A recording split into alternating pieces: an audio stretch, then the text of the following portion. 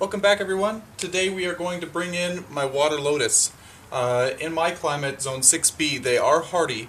However, I'm not growing this in a pond, and because it's not going to be growing in a pond and away from frost, I need to bring it inside for the winter. You can do this method with any of your water lilies as well, but this is the Water Lotus, and we'll do it with this. This is what we have. So the cooler weather's coming. It's dipping down to about 10 degrees Celsius at night. So as you can probably see, the leaves are yellowing. They're not looking their nicest. The bigger leaves have already died. It's not really producing anything, so it's ready to go for its winter's nap. So first thing we're going to do is remove it from the water. I've just got it in a tub here filled with water.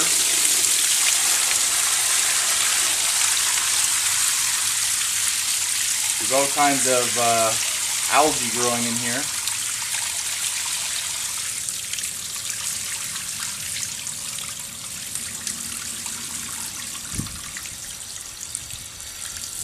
Okay, so what we're going to need for this project is just a black garbage bag, your pruners, and a compost pile.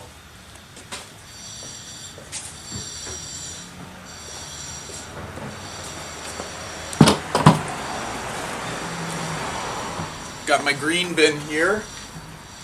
Just going to remove this algae that's grown here.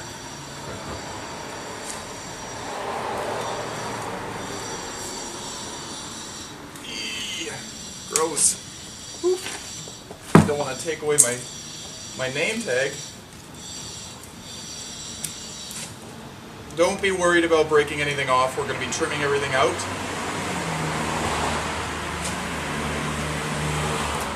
I didn't get any flowers this year, which is unfortunate. I didn't get any last year either. I need to really start fertilizing this.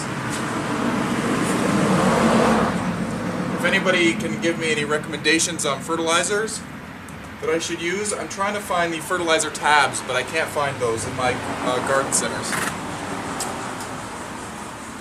So I'm just cutting off all the new growth at the soil level. Actually, I'll pull this bucket, pull its pot out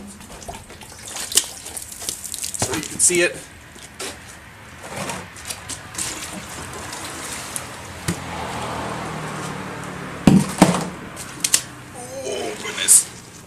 This is full of water as well. Makes it heavy. So I'm just trimming these all off. You don't want to leave any of this stuff on because it can cause rot. You don't want any mildew or rot happening.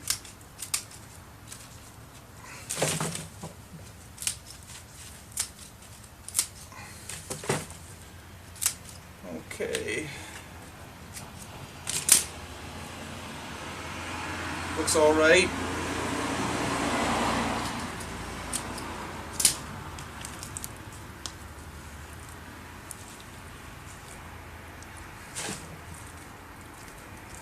Clean off any of this green algae.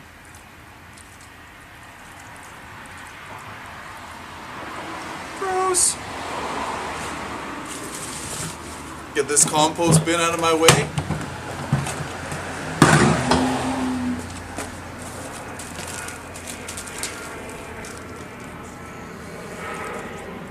Make sure to keep your tags in there.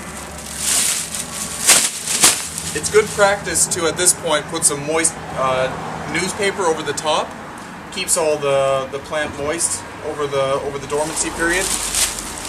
If you're doing this with water lilies, I practically insist that you do. This Water Lotus has been stored for me for a couple of years in my basement, so over winter, and I haven't put paper on it, and it's done just fine. So I'm just going to open up the bag. Are you able to see that? I'm just placing the bag open on the ground. Oop, I forgot one.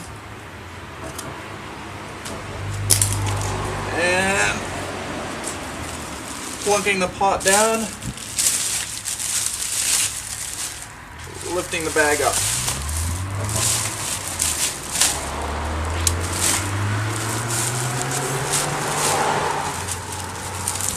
I'll close this bag up. And here it will rest in my basement over the winter. Early spring I'll open it up and maybe add some water to it. Actually, during the winter, if every couple of months I will go and make sure that the soil isn't dry inside, but it's still quite heavy with moisture. In this plastic bag it's not going to evaporate and go anywhere. So this is how I overwinter my water lotus. Let me know how you overwinter yours. Maybe you can leave yours in the pond. Maybe you've got to bring yours in, but maybe you do it in a different way. Let me know, I'd like to know. Anyway, happy growing, everyone.